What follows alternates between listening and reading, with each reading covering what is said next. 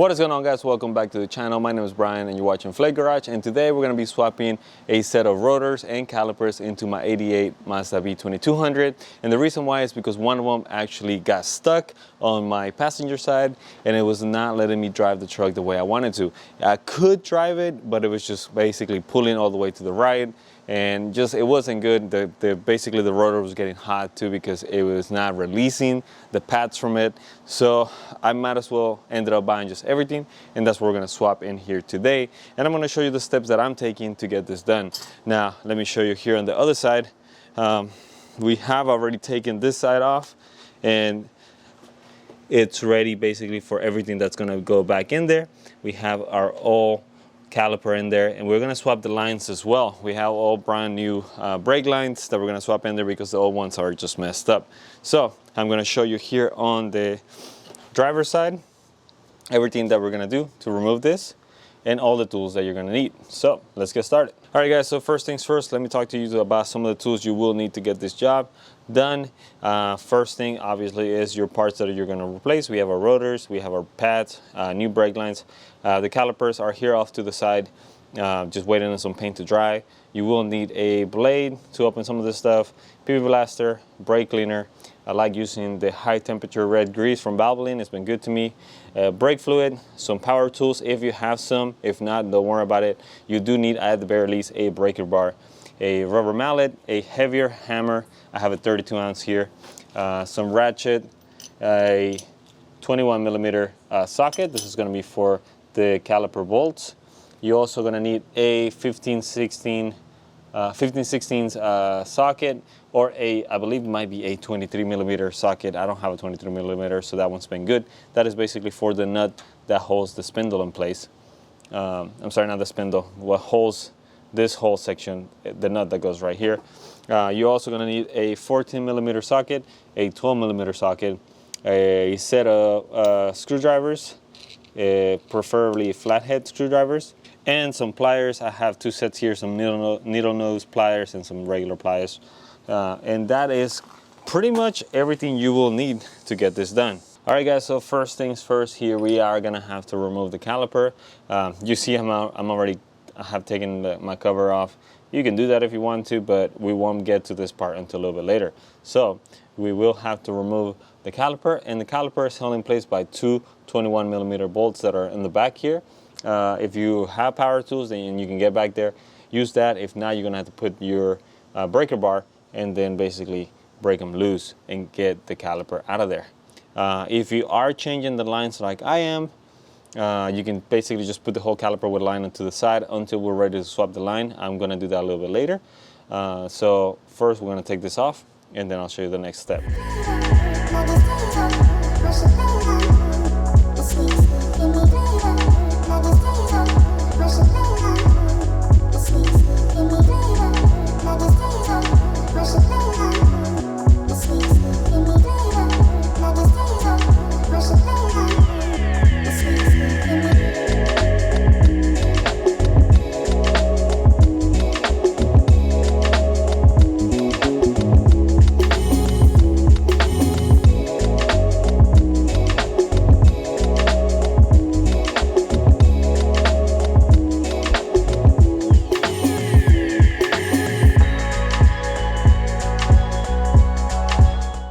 Okay, guys, check it out. We have now removed the brake assembly and the caliper. You might have seen this kind of sped up, so let me talk to through what we did basically. We used a 21 millimeter to take the caliper off. Once you take the two bolts here, you can remove the whole thing. If you are like me and replacing the whole thing, then you can put it to the side. It doesn't matter. This line being like that is not gonna matter much because I'm replacing everything there. Now, if you're not and you're only replacing like pads or something, be careful with this. Make sure the line is not getting twisted in a bad way, and so then you'll be able to just reuse it and attach it back in here. There are some clips in here. If you are replacing the line, you have to pop them out. This is basically where you're gonna use your flathead screwdriver to pop them out of there, and then there's another one up here. You won't have this bracket just because of my body lift, but that's how you're gonna get those out. And you're gonna use a 12 millimeter bolt to remove the nut that's right there for the brake line. But we'll get to that part eventually. For right now, what we did is we came back over here, and then we took out basically the cotter pin, the castle nut, then we removed the nut holding the assembly, which is where you'll use your 15 16ths in there. Once you remove that, there's a little washer that goes in place. You'll remove that one. You'll have your ball bearing or wheel bearing come out as well. I checked it, it looks good. It doesn't need to be replaced. And then same thing here in the back. I already checked it as best as I could from here, and I don't think it's gonna need to replace. I also don't have those parts to replace. So I'm not gonna remove the seal or anything like that. All we need to do from here is we have 14mm bolts that go all around the disc. We're gonna hit them with some PB Blaster and then take them off with the power tool. Once you take the bolts off, you're gonna flip this potentially in a piece of cardboard, kind of like we have here, and you're gonna hit it with the heavy hammer, and you're gonna be able to pop it out like this. It's gonna take some force. Fortunately, we are replacing the rotors, so don't be afraid to hit this and damage it. It's not gonna matter. But yeah, we are making some good progress here. So let me remove this one so we can prepare our new rotors to put them back in place. We are also gonna clean all this nasty grease out of there. Look at that, it looks completely black.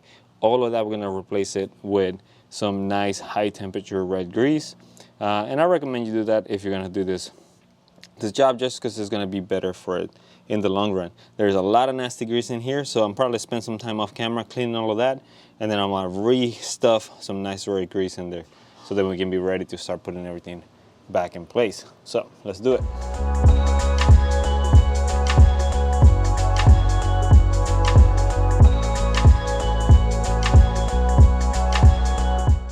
Okay guys, we have separated the all rotors out of the hub here. We have cleaned as best as we could inside of here, got in all that old grease. It is now ready to bring our new red grease and start stuffing it in there. We're also gonna pack the bearings as well. And then once everything is full in there, we're gonna be ready to put our new rotor in place. We have it here. And don't forget to use the brake cleaner. Make sure you clean this. They do come a little bit oily from factory, and that's just kind of a protective coating that they always send them with. Make sure you're cleaning that off. Use your brake cleaner, clean that off very well before you put it, before you put the caliper back on with the new rotors in place. So let's pack the grease and then add the rotor in there, and then we'll move on to the next thing. Let's do it. All right guys, check it out. Our hubs are nice and full of some red grease in there, so they are good to go. Now we are just gonna put the the rotor in place. So let's do that.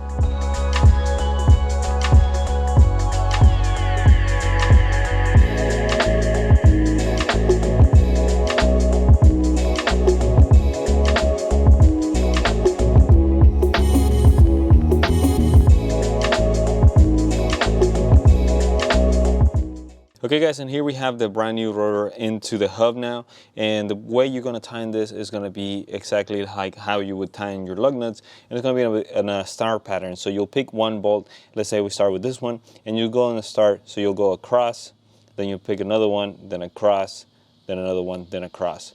That way you'll have a nice pattern, and it's going to be bolted nice and tight.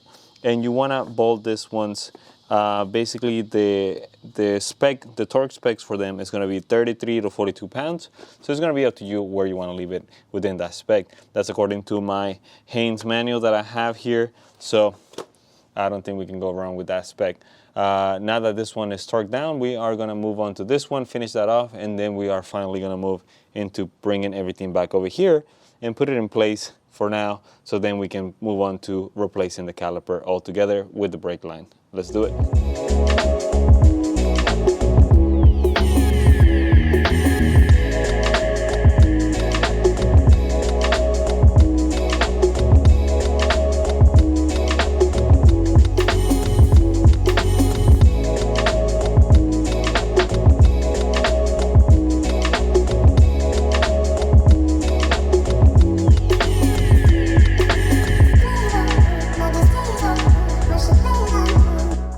All right guys, check it out. Everything is put back together. Basically, you're gonna do this the exact way you took them out. It's not really hard. make sure you put in your cotter pin in place. If you break it, make sure you go get another one. Do not put this back without a cotter pin in there, because if you do, that nut is going to come out, and then you're going to lose a wheel, going to lose brakes, everything while you're trying to drive around town. So make sure you put in everything back in place. The center nut, there's kind of a, I guess, it's hard to tell how hard you should tighten it. Do not over tighten that nut. What I like to do is I get it snug. I make sure this is spinning without a problem, and then I put my castle nut and then my cotter pin in place. And that's worked out well for me. So do not over tighten it. Do not get it super tight, because then you're gonna start messing your basically wheel bearings, and then you'll have to do this all over again. So yeah, it's looking good. We are now ready to swap the caliper and the brake line so we can put our new one in place, and we should be done with this side. We'll move on to the next side and get that one done, and then we're back to all we have to do after that is going to be bleed the brakes, and we should be good to go. So let's finish it up.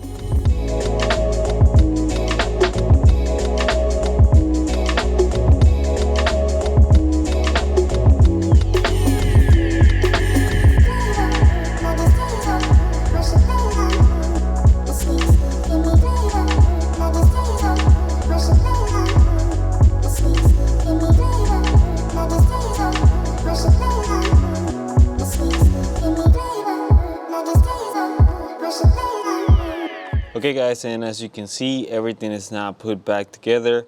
This is a 10 millimeter, but I really recommend you guys get a brake line 10 millimeter wrench, because it's a little bit more rounded and it's going to prevent you from slipping and rounding off that end. After you get it all, you should take it off. This is going to be a 19 millimeter that I was able to use. It's slightly smaller, but it's not small enough to be an 18. So maybe something on standard measurements that could fit there better, but the 19 millimeter helped me out, and I was able to tighten it all up. I did drop quite a bit of brake fluid. We make sure we put our locking little pin over here, and then it's all running and looking good on this side. There's really not a lot I can teach you on that. I mean, it's really just unplugging and plugging the next one as fast as you can before losing all your brake fluid. Definitely keep an eye on your brake fluid reservoir. If we go up here, hopefully I can adjust here. This is topped off now, but basically between me taking the line and putting the new one in, I pretty much lost most of this. So I came in here and topped it off. But it is looking good now. If we spin it, you can kind of hear the new pads in there. Once I can bleed the system, it's going to be a lot better. Then I'm also going to come in here and retouch some of these pieces now that I have my pads in there. Now that I know what's going to be touching and not touching, I can come in here and retouch those parts. All right guys, so check it out. We have finally finished everything over here. We have a brand new brake line in place. The whole system has been bled, starting with the back first, and then we move our way to the front. The calipers are looking good. They probably could have done a little bit better job on painting them. And I guess maybe because my paint is so old, it did take longer to dry, so we got some blemishes in there. But probably nothing we couldn't just come back and touch up, if anything. But brake is moving nice and good.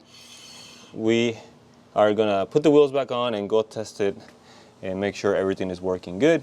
But yeah, everything's looking good. My suspension does need a refresh, so we'll probably do that at some other point. But right now I'm pretty happy with how it looks, and hopefully it's gonna be working good. All right guys, so it is now about a week or maybe 2 weeks since that last little clip, and I put everything back together here with the wheels, and you cannot see my new calipers back there or rotors or anything, because obviously my wheel design doesn't allow that. But trust me, it is working great. Everything has been working a lot better than it was with the old calipers and everything. Stops great. The feel of the pedal is also a lot better than it was before, and thankfully everything came out working perfect.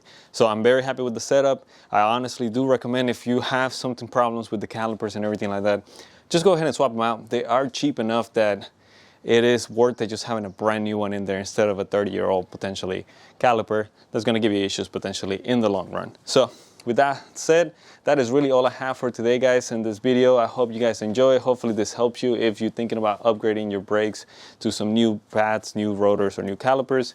And if you like what we're doing, don't forget to do all the good stuff like leave a like, leave a comment, or subscribe to the channel if you want to see more coming up. So we'll see you guys on the next video. Bye. Yeah, dude, that Mustang was fucking flying past me, dude. Because I was behind him, I'm like, man, I smell like corn gas.